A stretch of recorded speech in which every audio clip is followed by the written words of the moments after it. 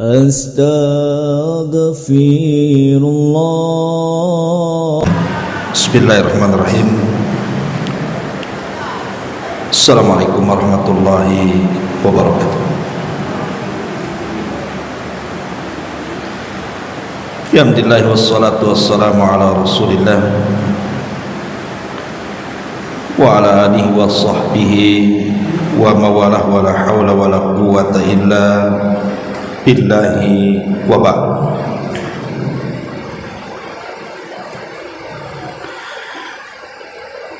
Alhamdulillah, segala puja dan pujian milik Allah subhanahu wa ta'ala. Salawat dan juga salam kita hadiahkan kepada Rasul kita Nabi besar Muhammad sallallahu alaihi wa ala alihi wasallam. Pembahasan di pagi ini kita akan membahas tentang 10 perkara yang bisa mendatangkan syafaat khusus bagi kita dari Nabi sallallahu alaihi wa ala alihi wasallam. Apa saja syafaat-syafaat ataupun perkara-perkara khusus yang akan mendapatkan syafaat khusus?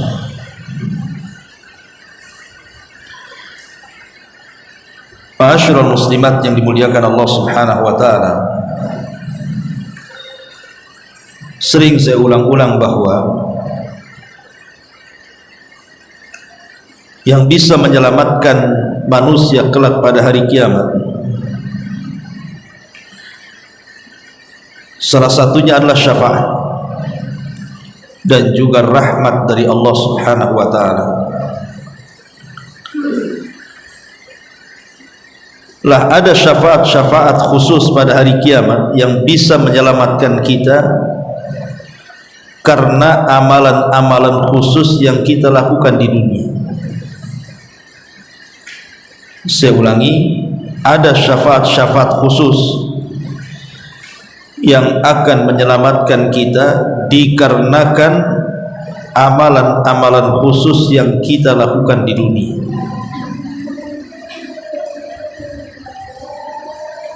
Kalau seandainya Allah subhanahu wa ta'ala takdirkan kita ini membawa dosa selain kesyirikan kepada Allah azza wa jalla, boleh jadi syafaat itu bisa menggugurkan dosa kita dan mengampuni dosa-dosa kita. Tetapi kalau seandainya kita tidak membawa dosa, maka syafaat itu menjadi peningkat derajat kita di surga. Antara dua ini aja. Pertama, kalau kita bawa dosa, berarti dengan syafaat khusus itu dosa-dosa kita akan diampuni. Tapi kalau kita tidak membawa dosa, maka dengan syafaat khusus itu derajat kita akan ditinggikan di surga. Apa saja 10 perkara penyebab mendapat syafaat khusus itu? Ma'asyiral muslimat yang dimuliakan Allah subhanahu wa ta'ala, yang pertama at-tauhid,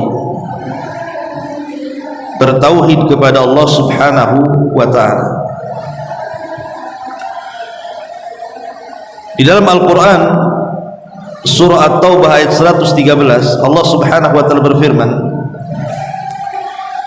ma kana lin nabi walladzina amanu an yastaghfiru lil musyrikin walau kanu ulil qurba min ba'di ma tabayyana lahum annahum ashabul jahim. Tidak layak bagi nabi ataupun orang-orang yang beriman memintakan ampun akan dosa-dosa orang-orang musyrik, walaupun orang musyrik itu adalah kerabat dekat, setelah nyata bahwa mereka termasuk penduduk jahanam. Ayat ini bicara tentang pamannya Nabi SAW, Abu Talib. Jadi Abu Talib itu sepakat ahli sunnah wal jamaah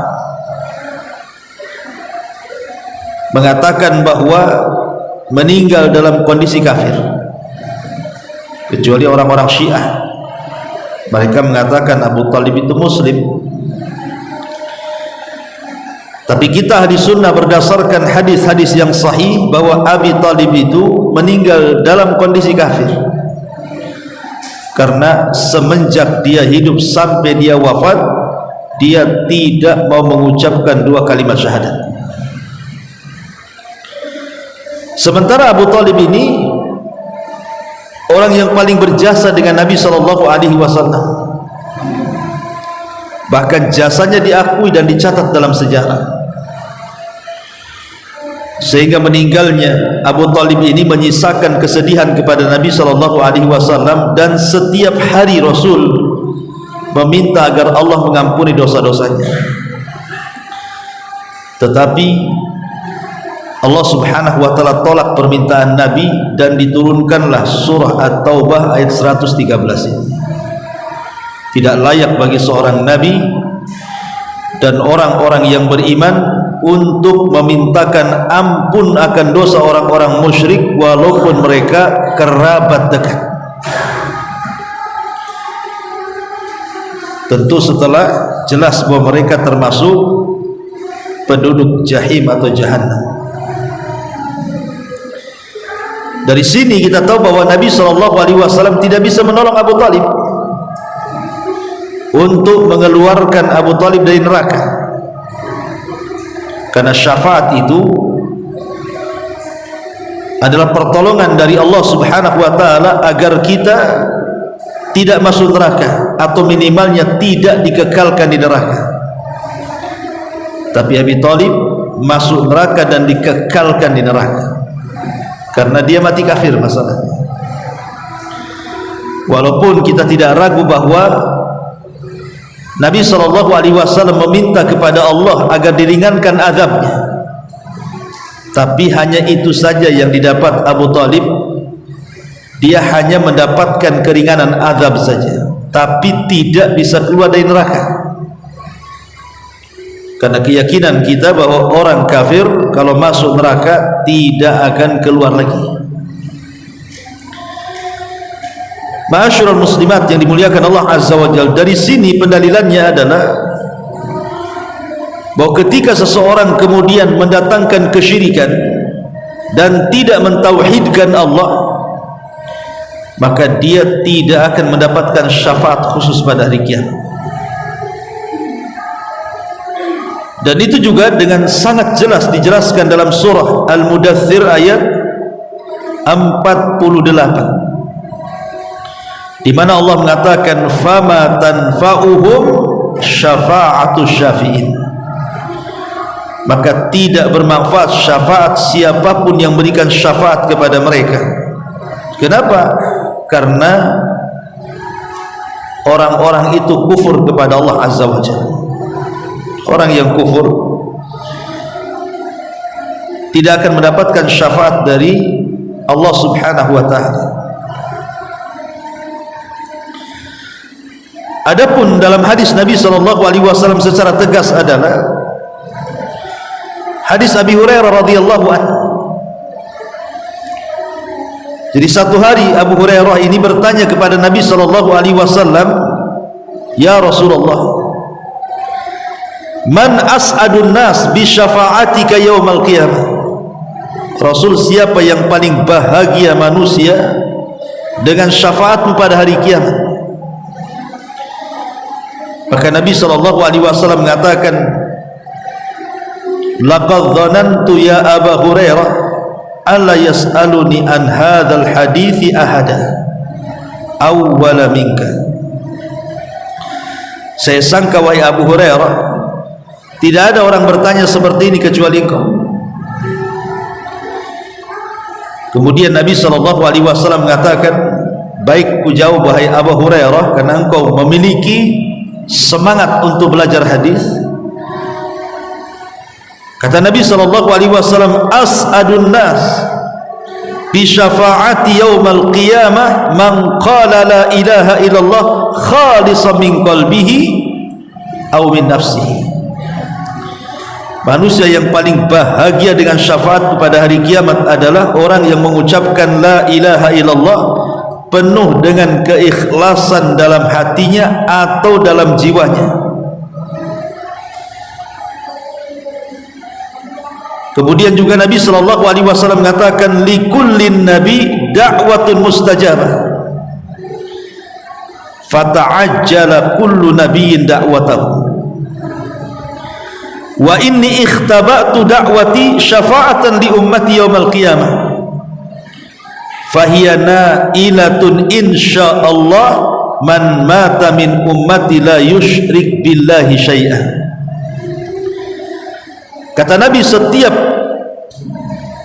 Nabi itu punya dakwah mustajab, punya doa yang diijabah, setiap Nabi.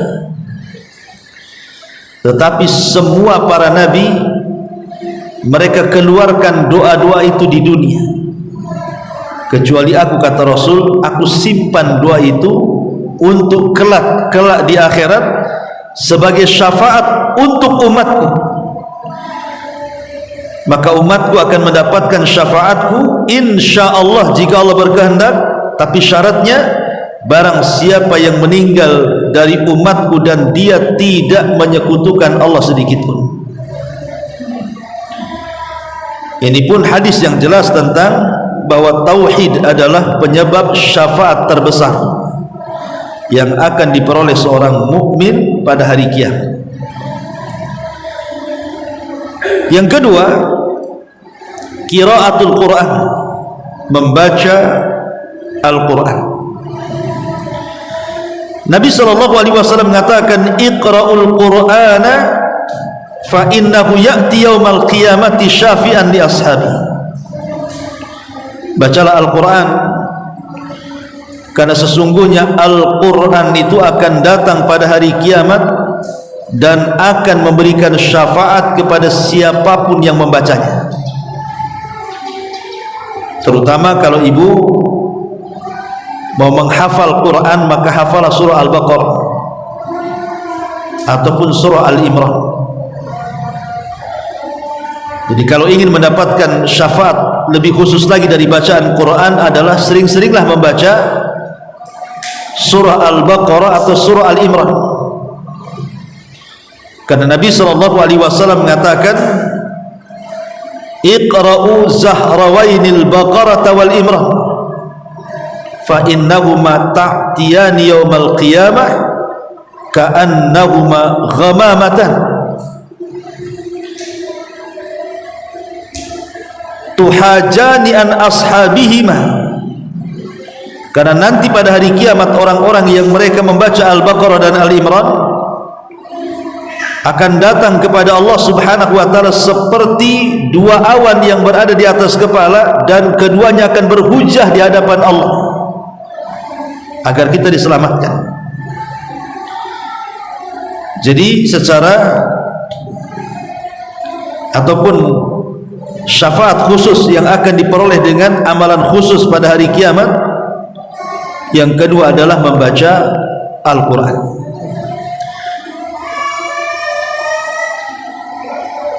Kemudian yang ketiga, as-siyam, berpuasa. Nabi SAW mengatakan, as-siyam wal Qur'anu yashfa'ani lil abdi. Puasa dan Al-Quran itu akan memberikan syafaat kepada hambanya. Yaqulu siyam, siyam akan berkata, puasa akan berkata, Rabbi inni mana'tuhu ta'ama wa syaraba bin nahar fasyafi'ni fihi. Ya Rabb, gara-gara aku, kata puasa, orang itu menahan lapar, menahan haus di siang hari, maka berikan syafaat kepadanya ya Rabb karena aku. Jadi puasa itu bisa memberikan syafaat khusus kepada orang-orang yang beriman pada hari kiamat. Kemudian yang nomor 4, ad-du'a bima warada ba'dal adzan. Doa setelah azan, namanya doaul wasilah. Kata Nabi SAW, man qala hina yasma' an-nida, barang siapa yang berkata atau berdoa setelah dia mendengar azan. Jadi ibu mendengar azan nih, umpamanya di masjid ini seorang muadzin mengumandangkan azan dan ibu dengar dari rumah. Kemudian setelah muadzin itu selesai azan, maka ibu kemudian berdoa kepada Allah, Allahumma rabba hadhihi da'wati tammah wassalatil qa'imah ati Muhammadanil wasilata wal fadilah wa ba'athu maqaman mahmudan alladhi wa'adtah. Jadi ibu berdoa dengan doa ini. Apa kata Nabi SAW? Halat lahu syafa'ati yaumal qiyamah, maka dia akan mendapatkan syafaatku pada hari kiamat. Jadi jangan bakhil menjawab atau berdoa setelah mendengar azan, manfaatnya besar. Hanya mengucapkan Allahumma rabba hadhihi da'wati tamah wassalatil qa'imah ati Muhammadanil wasilata wal fadilah wa ba'athu maqaman mahmudan alladhi wa'adta, itu sudah mencukupkan bagi kita akan mendapatkan syafaat Nabi kita alaihi salatu wassalam pada hari kiamat.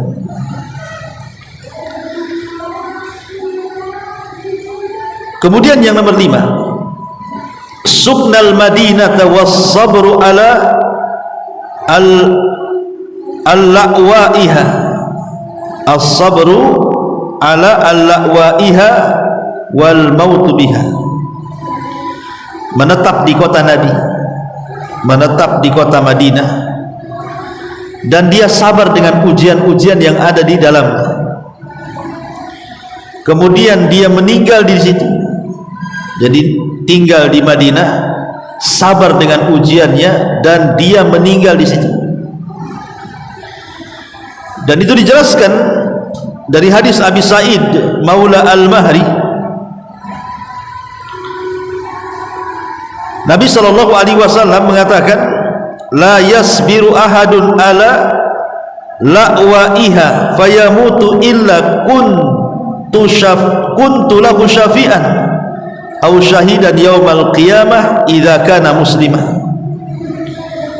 Kata Nabi SAW, tidaklah salah seorang bersabar tinggal di kota Madinah dengan menghadapi dengan macam-macam ujian dan cobaannya, kemudian dia meninggal di Madinah, kecuali aku akan jadi kecuali aku akan memberikan syafaat kepadanya atau menjadi saksi baginya kelak pada hari kiamat, jika dia seorang muslim.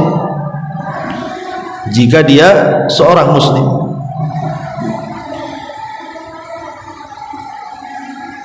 Kemudian yang nomor 6, kasratul musallina 'alal mayyit, banyaknya orang yang mensalati ketika meninggal.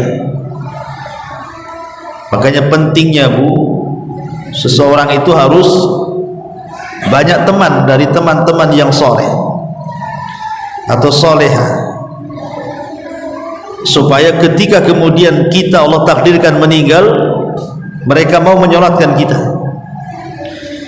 Dan Nabi SAW mengatakan, ma min mayyitin yusalla alaihi atau yusalli alaihi ummatun minal muslimin yablughuna mi'atan kulluhum yashfa'una lahu illa syafa'u fihi. Tidaklah seorang mayat disolatkan padanya umat dari kaum muslimin mencapai 100 orang, semuanya memintakan syafaat untuk si mayat itu, kecuali Allah Subhanahu wa ta'ala akan memberikan syafaat kepada si mayat itu. Ini yang nomor 6. Yang nomor 7, kathratu as-salati, perbanyak salat. perbanyak sujud ataupun perbanyak solat, karena dalam solat kan ada sujud. Berarti dengan memperbanyak solat secara otomatis pasti banyak sujudnya. Ada sebuah hadis dari pembantu Nabi SAW, Rabi'ah ibn Ka'ab al-Aslami radhiyallahu anhu. Nabi SAW mengatakan, ya Rabi'ah, mintalah sesuatu kepadaku karena engkau sudah berbuat baik kepadaku. Maka kemudian Rabi'ah ibn Ka'ab al-Aslami mengatakan, ya Rasulullah, aku hanya ingin menjadi temanmu di surga. Maka Nabi SAW mengatakan, kalau begitu fa inni ala nafsika bi kasratis sujud, bantu aku agar engkau menjadi temanku di surga dengan memperbanyak sujud. Artinya memperbanyak salat di sini. Karena nanti pada hari kiamat orang-orang yang masuk neraka itu, kalau Allah takdirkan ada orang masuk neraka dan dia seorang muslim, maka neraka tidak akan memakan bekas-bekas sujudnya. Apa manfaatnya bekas sujud itu? Manfaatnya adalah ketika para malaikat hendak menyelamatkan karena syafaat orang yang diberikan syafaat, maka mereka akan mengenali penduduk neraka yang mendapatkan syafaat itu dari bekas sujud mereka. Kemudian ditarik dan dikeluarkan dari neraka. Ini yang nomor 6. Yang nomor 7. Yang nomor 8, as-sabr wal ihtisab fi mautil abna. Sabar dan mengharap pahala Allah karena kematian anak-anak. Umpamanya Allah berikan musibah kepada seseorang, anaknya meninggal, entah laki-laki entah perempuan, yang jelas meninggal sebelum balik. Kemudian dia sabar, dan dengan sabarnya dia mengharap pahala kepada Allah. Apa kata Rasul di sini?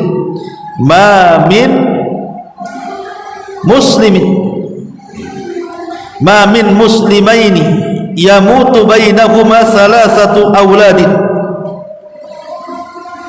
lam yablughul hintha illa adkhalahumallahu bifadli rahmati ayyahumul jannah. Qala yuqalu lahum udkhulul jannah fayaqulun hatta yadkhula abauna fayuqal udkhulul jannata antum wa abaukum. Tidaklah seorang muslim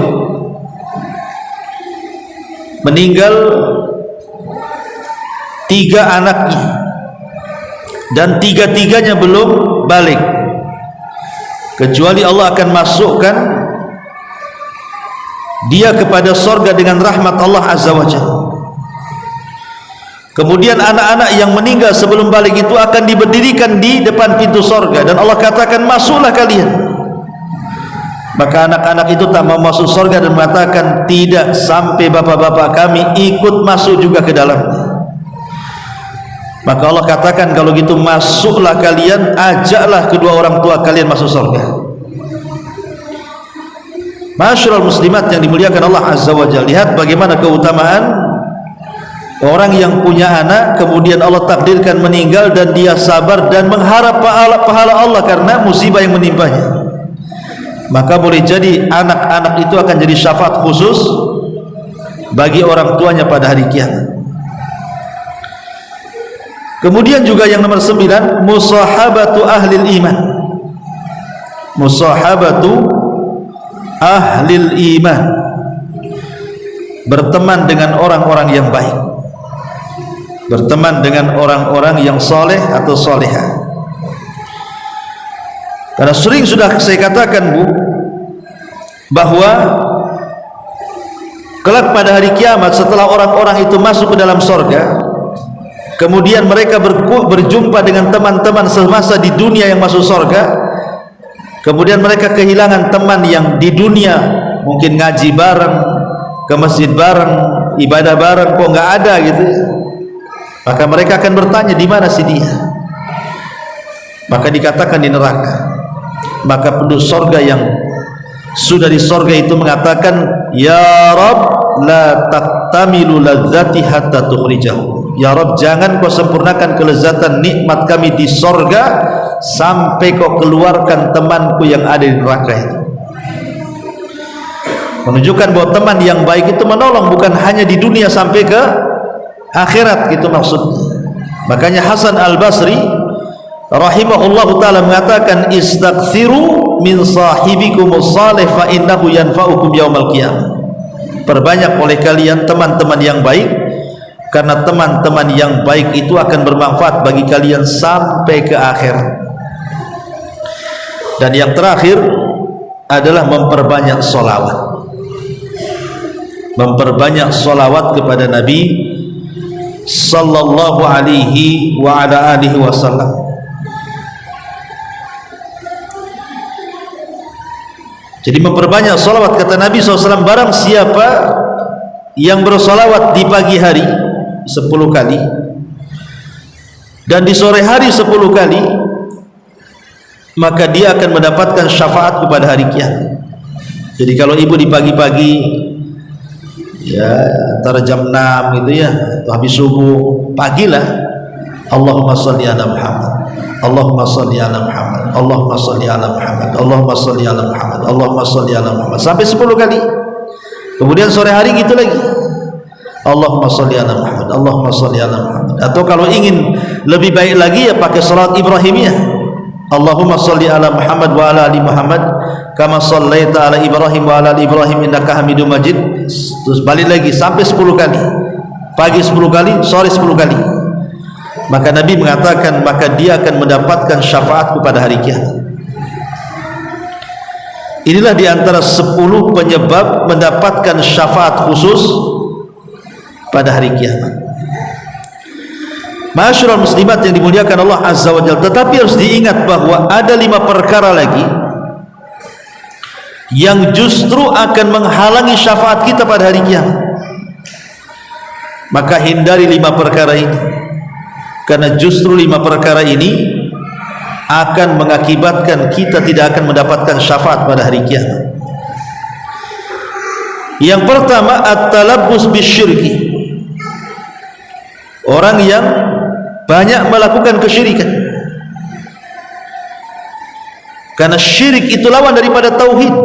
Sebagaimana tauhid adalah sebab terbesar mendapatkan syafaat, maka syirik juga sebab terbesar terhalangnya syafaat. Maka jangan sampai seorang itu melakukan kesyirikan, karena Allah mengatakan, innallaha la yaghfiru an yushraka bihi wa yaghfiru ma duna dzalika liman yasha. Allah tidak akan mengampuni dosa orang yang menyekutukannya, tapi Allah akan mengampuni dosa selain itu. Maka jauhi kesyirikan. Jangan datang ke dukun, jangan percaya kepada tangkal-tangkal dan jimat, jangan datang ke kuburan meminta-minta, jangan percaya khurafat dan begitu seterusnya, karena ini penghalang syafaat terbesar pada hari kiamat adalah kesyirikan. Yang kedua, zulmul imam lil ibad, kezaliman pemimpin kepada rakyatnya, pemimpin yang zalim. Sebagaimana pemimpin yang adil diletakkan di urutan pertama orang-orang yang akan mendapatkan syafaat, bahkan akan mendapatkan naungan pada hari kiamat, di hari yang tidak ada naungan kecuali dengan Allah. Sab'atun yudhilluhumullahu fi dhillihi yawma la dhilla illa dhilluh. 7 golongan yang akan mendapatkan naungan di hari yang tidak ada naungan kecuali dengan Allah. Salah satunya urutan pertama imamun adil, kan, imam yang adil. Tetapi ketika seorang pemimpin itu zalim, tidak adil, maka justru kezalimannya akan menyebabkan dia terhalang syafaat.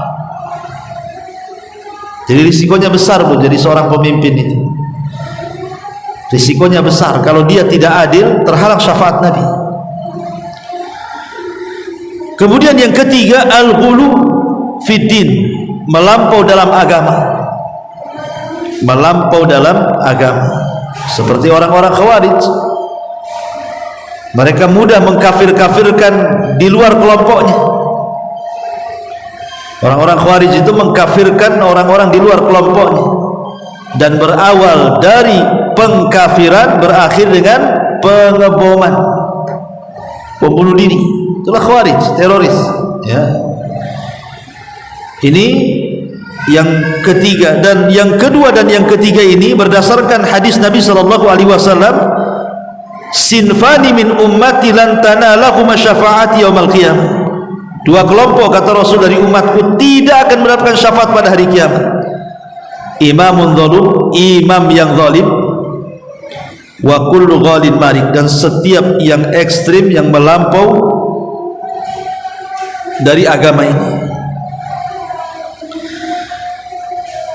Ma'asyiral muslimat yang dimuliakan Allah Azza wa Jalla. Kemudian yang keempat, at-takdzib bisyafaati, mendustakan syafaat. Enggak ada syafaat itu. Dia mendustakan syafaat, bahwa tidak ada syafaat. Ketika dia mendustakan tentang syafaat, maka dia akan diharamkan syafaat. Jadi orang yang mendustakan syafaat justru diharamkan syafaat. Berdasarkan sabda Nabi sallallahu alaihi wasallam dari Anas bin Malik radhiyallahu an, man kadzdzaba bisyafaati falaysa lahu fiha nasib. Siapa yang mendustakan adanya syafaat, maka justru dia tidak akan mendapatkan syafaat. Dan yang terakhir, yang kelima, al-ihdatsu fid din, orang yang mengada-ada dalam agama, melakukan bid'ah. Karena orang yang melakukan bid'ah itu tanda tidak cinta dengan Nabi. Kalau dia memang cinta dengan Nabi, ya ikuti Nabi lah. Kenapa kemudian buat-buat yang tidak dibuat Nabi pula? Dan saya tambah lagi, yang keenam, orang suka melaknat. Kata Nabi SAW, al-la'anuna laisa lahum syafa'atun yaumal qiyamah. Orang-orang yang suka melaknat, mengeluarkan kata-kata mencaci, memaki, kata-kata binatang, merendahkan, dan begitu seterusnya, kelak pada hari kiamat tidak akan mendapatkan syafaat. Maka jaga lisan. Jangan gara-gara kemudian lisan kita ini kita tidak dapat syafaat. Makanya kenapa menjaga lisan itu penting, karena belum tentu orang yang sholat sunnahnya rajin, sholat malamnya rajin, baca Qur'annya rajin, zikirnya panjang, sedekahnya banyak, gitu kan, bisa bermanfaat bagi dia pada hari kiamat kalau dia tidak bisa menjaga lisannya. Makanya ada hadis Nabi yang sering ibu dengar. Ada seorang sahabat bertanya kepada Rasul tentang seorang wanita yang rajin sholat malam, rajin puasa sunnah, rajin zikir, rajin sedekah, tetapi kekurangannya satu, lisannya tidak dijaga. Maka Rasulullah SAW mengatakan, la khaira fiha hiya min ahlin nar. Maka wanita itu tidak ada kebaikannya, bahkan dia termasuk wanita yang akan masuk ke dalam neraka. Lah, inilah diantara 10 penyebab seseorang mendapatkan syafaat khusus pada hari kiamat, dan 5 atau 6 perkara yang justru bisa menghalangi orang mendapatkan syafaat dari Allah Subhanahu wa ta'ala. Ma'asyiral muslimat yang dimuliakan Allah Azza wa Jalla, kalau kita bentangkan sedikit tentang syafaat. Syafaat ini kan ada 2 macam. Ada syafaat umum, ada syafaat khusus. Ada syafaat umum, ada syafaat khusus. Jadi, adapun syafaat khusus yang diberikan oleh Allah Subhanahu wa taala kepada Nabi kita Muhammad sallallahu alaihi wasallam adalah syafaatul uzma, syafaat yang besar. Di mana ketika pada hari kiamat manusia berada di padang mahsyar, kemudian mereka datang kepada Adam, meminta agar Adam meminta kepada Allah agar Allah memberikan syafaat kepada kita pada hari kiamat. Tapi Adam menolaknya karena dia pernah melakukan dosa. Maka kata Adam, aku tidak sanggup, lebih baik datanglah kalian kepada Ibrahim. Tapi Ibrahim juga sama menolak. dan mengarahkan datanglah kepada Musa. Musa pun menolak Nuh, kepada Nuh dulu, kemudian kepada Ibrahim, kemudian kepada Musa, kepada Isa, dan yang terakhir kepada Nabi kita Muhammad sallallahu alaihi wasallam. Baru Rasul mengatakan analaha, kan ku coba. Akhirnya kemudian Rasul sujud lama di bawah arsy itu, sampai Allah Subhanahu wa taala mengatakan, irfa ra'saka ya Muhammad, qul tusma, kemudian sal tu'ta, kemudian isfa tushaffa. Angkat kepala Muhammad, katakan kau didengar, minta kau diberi, mintalah syafaat, aku akan beri kau syafaat. Maka kemudian Rasul memberikan syafaat kepada seluruh manusia. Ini namanya syafaat khusus yang tidak bisa dilakukan para nabi, kan? Tetapi syafaat itu kan bukan hanya Nabi SAW saja yang bisa berikan syafaat. Syafaat itu banyak, malaikat bisa berikan syafaat, para nabi juga berikan syafaat, orang-orang yang beriman berikan syafaat, termasuk anak-anak yang soleh, yang ibu didik menjadi anak-anak yang baik, kelak menjadi syafaat bagi orang tuanya pada hari kiamat. Termasuk juga amalan-amalan khusus yang tadi saya jelaskan, itu juga akan berikan syafaat khusus pada hari kiamat. Yang jelas kenapa kita butuh syafaat khusus pada hari kiamat dengan mengamalkan amalan khusus di dunia.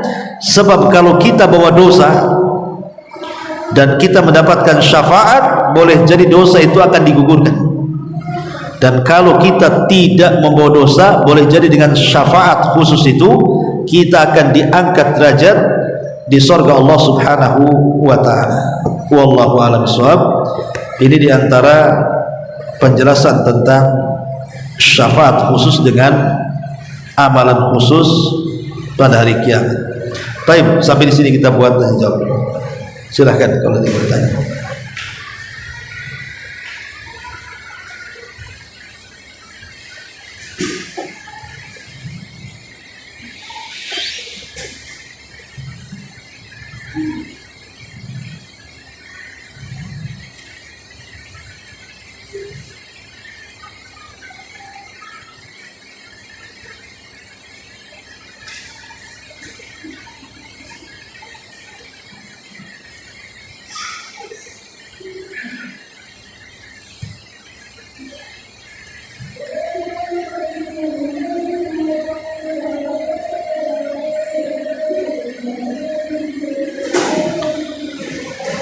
Baik, enggak ada. Kita tutup. Subhanaka bihamdika, asyhadu an la ilaha illa anta, astaghfiruka wa atubu ilaik. Allahu ta'ala